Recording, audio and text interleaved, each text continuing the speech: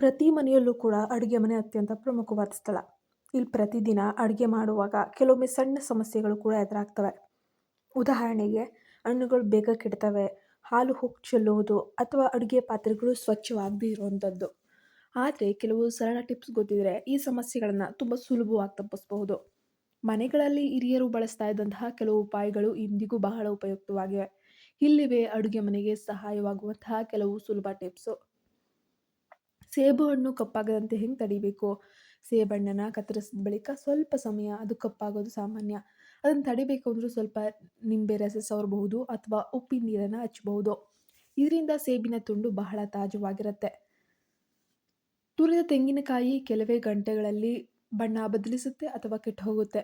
ಹಾಗಾಗಿ ಗಾಳಿಯಾಡದ ಡಬ್ಬದಲ್ಲಿ ಹಾಕಿ ಫ್ರೀಝರ್ನಲ್ಲಿ ಇಡಬೇಕು. ಹಸಿಮೆಣಸಿನಕಾಯಿ ಹೆಚ್ಚು ದಿನ ಉಳಿಯಲು ಹಸಿಮೆಣಸಿನಕಾಯಿ ಬೇಗ ಒಣಗುವುದು ಅಥವಾ ಕೆಡುವುದು ಸಾಮಾನ್ಯ. ಅವುಗಳನ್ನು ಫ್ರಿಜ್ನಲ್ಲಿ ಇಡುವ ಮೊದಲು ಅದರ ತೊಟ್ಟುಗಳನ್ನು ತೆಗೆದು ಇಡಬೇಕು. ಹೆಚ್ಚು ದಿನ ತಾಜವಾಗಿರುತ್ತೆ.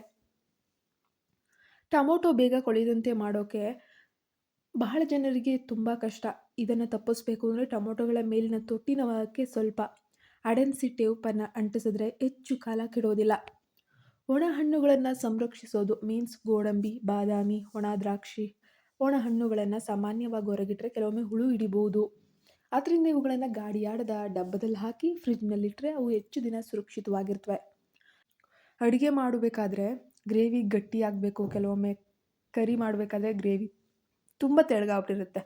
ಆ ಸಂದರ್ಭದಲ್ಲಿ ಉರಿಗಡಲೆ ಪುಡಿ, ಶೇಂಗಾ ಪುಡಿ ಸೇರಿಸಿದ್ರೆ ಗ್ರೇವಿನ ಅದಕ್ಕೆ ತರ್ಬೋದು. ಅಕ್ಕಿ ರೊಟ್ಟಿ ಮೃದುವಾಗಿ ಮಾಡಬೇಕು ಅಂದರೆ ಕೆಲವೊಮ್ಮೆ ಅಂಟ್ಕೊಳ್ತಾ ಇರುತ್ತೆ. ಅದನ್ನು ತಪ್ಪಿಸ್ಬೇಕು ಅಂದರೆ 1 ಚಮಚ ಚಿರೋಟಿ ರವೆ ಮೃದುವಾಗಿಯೂ ಸುಲಭವಾಗಿಯೂ ತಯಾರಾಗ್ತದೆ. ಹಾಲು ಉಕ್ಕಿ ಚೆಲ್ಲದಂತೆ ತಡಿಬೇಕು ಅಂತ ಅಂದರೆ ಒಂದು ಪಾತ್ರೆ ಮೇಲೆ ಒಂದು ಮರದ ಸೌಟನ್ನು ಇಟ್ಟರೆ ಹಾಲು ಉಕ್ಕಿ ಚೆಲ್ಲುವ ಸಾಧ್ಯತೆ 50ರಷ್ಟು ಸಾಧ್ಯತೆ ಕಡಿಮೆ ಇರುತ್ತೆ. ಪಾಯಸದ ರುಚಿ ಜಾಸ್ತಿ ಆಗಬೇಕು ಅಂದರೆ ಅದಕ್ಕೆ ಗಸಗಸೆ ಪುಡಿ ಅಥವಾ ಗೋಡಂಬಿ ಪೇಸ್ಟ್ ಹಾಕಿ. ಬೆಳ್ಳುಳ್ಳಿ ಸುಲಭವಾಗಿ ಸುಲಿಬೇಕಂತ ಅಂದರೆ ಬೆಳ್ಳುಳ್ಳಿ ಸಿಪ್ಪೆಯನ್ನು ತೆಗಿಬೇಕು ಅನ್ನೋದಕ್ಕಿಂತ ಮುಂಚೆ ಸುಮಾರು ಒಂದು 10 ನಿಮಿಷ ಮುಂಚೆ ಬಿಸಿನೀರಲ್ಲಿ ನೆನೆಸಿಟ್ರೆ ಸಿಪ್ಪೆ ಸುಲಭವಾಗಿ ಬರುತ್ತೆ.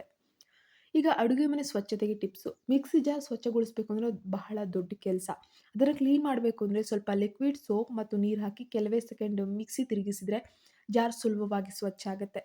ಸಿಂಕ್ ಪೈಪ್ ಕ್ಲೀನ್ ಮಾಡೋಕ್ಕೆ ಅಂತ ಹೇಳಿಬಿಟ್ಟು ರಾತ್ರಿ ಸ್ವಲ್ಪ ಅಡಿಗೆ ಸೋಡಾ, ವಿನೆಗರ್ ಹಾಕಬೇಕು. ನಂತರ ಬೆಳಗ್ಗೆ ಬಿಸಿ ನೀರು ಸುರಿದ್ರೆ ಪೈಪ್ನೊಳಗಿನ ರಸ ತೆರವಾಗುತ್ತೆ. ಚಹಾ ಕರಿತಗೊಳಿಸುವಂಥ ಸರಳ ವಿಧಾನ. ಮೊಂಡಾದ ಚಾಕುವನ್ನು ಸೆರಾಮಿಕ್ ಕಾಫಿ ಕಪ್ನ ಹಿಂಭಾಗಕ್ಕೆ ನಿಧಾನವಾಗಿ ಉಜ್ಜಿದ್ರೆ ಅದು ಮತ್ತೆ ಹರಿತ ಆಗುತ್ತೆ. ಹಿಟ್ಟಿನಲ್ಲಿ ಹುಳ ಆಗಬಾರ್ದು ಅಂತ ಅಂದರೆ ಕೆಲವು ಲವಂಗ, ಪಲಾವ್ ಎಲೆಗಳನ್ನು ಇಟ್ಟರೆ ಹುಳಗಳು ಸಮಸ್ಯೆ ಕಡಿಮೆಯಾಗುತ್ತೆ. ಈ ರೀತಿ ಸಣ್ಣ ಟಿಪ್ಸನ್ನು ಅಡುಗೆ ಮನೆಯಲ್ಲಿ ಬಹಳ ಸಹಾಯ ಮಾಡುತ್ತೆ.